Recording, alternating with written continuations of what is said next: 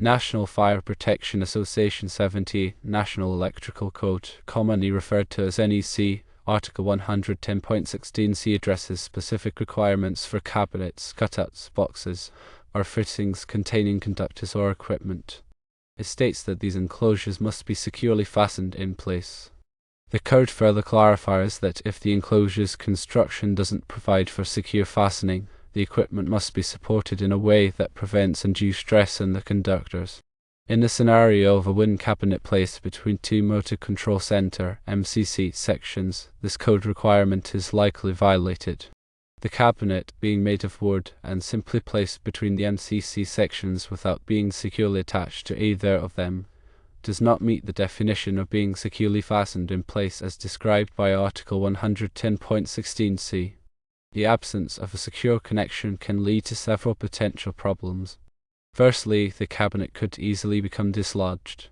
This could happen due to vibrations from the operating MCC equipment, accidental bumps, or other external forces. Secondly, if the cabinet moves or falls, it could place undue stress on the conductors inside the MCC sections or within the cabinet itself, potentially damaging the insulation or connections. Firstly, attaching the cabinet directly to one of the MCC sections is a viable solution. This can be achieved by using bolts or screws to create a rigid connection. The hardware must be appropriate for the materials involved, ensuring a strong and lasting bond. Secondly, installing a support bracket between the cabinet and one of the MCC sections is another option. This bracket would provide additional support and prevent the cabinet from moving independently. The bracket should be designed and installed to withstand the weight of the cabinet and any equipment inside it. Thirdly, using a cabinet that is specifically designed to be freestanding is a potential solution. These cabinets are typically constructed with a sturdy base and are designed to maintain their stability without needing to be attached to other equipment. However, it's important to ensure that the freestanding cabinet is still positioned in a way that minimizes the risk of it being bumped or knocked over. When making any modifications or additions to electrical installations, it's essential to consider all applicable code requirements to ensure safety and compliance. Article 110.16c is just one example of a code provision that aims to prevent hazards related to unsecured electrical equipment. It's always best to consult with a qualified electrician or electrical engineer to determine the most appropriate solution for a given situation and to ensure that all work is performed in accordance with applicable codes and standards. When dealing with electrical equipment and installations, safety must always be the top priority. Ignoring code requirements can have serious consequences, including electrical shocks, fires, and equipment damage. By following the NEC and other relevant standards, you can help to create a safe and reliable electrical system. Remember that the NEC is updated regularly to reflect advancements in technology and changes in safety practices. It's important to stay up to date with the latest edition of the code to ensure that your electrical installations are compliant and safe. The NEC is a comprehensive document that covers a wide range of electrical topics, from wiring methods to equipment installation. It's a valuable resource for electricians, electrical engineers, inspectors, and anyone else involved in the design, installation, or maintenance of electrical systems. In addition to the NEC, there may be other local codes and regulations that apply to electrical installations in your area. It's important to be aware of these requirements and to ensure that your work complies with all applicable codes and standards. When working with electrical equipment, always follow safe work practices. This includes energizing circuits before working on them, using appropriate personal protective equipment, and following lockout/tagout procedures.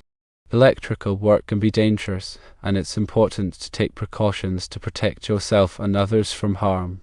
If you're not comfortable working with electrical equipment, it's best to hire a qualified electrician to do the work for you. A qualified electrician has the training and experience to perform electrical work safely and in accordance with applicable codes and standards. When selecting an electrician, be sure to check their credentials and references. You can also ask to see examples of their previous work. It's important to choose an electrician who is reliable, experienced, and knowledgeable about electrical codes and safety practices.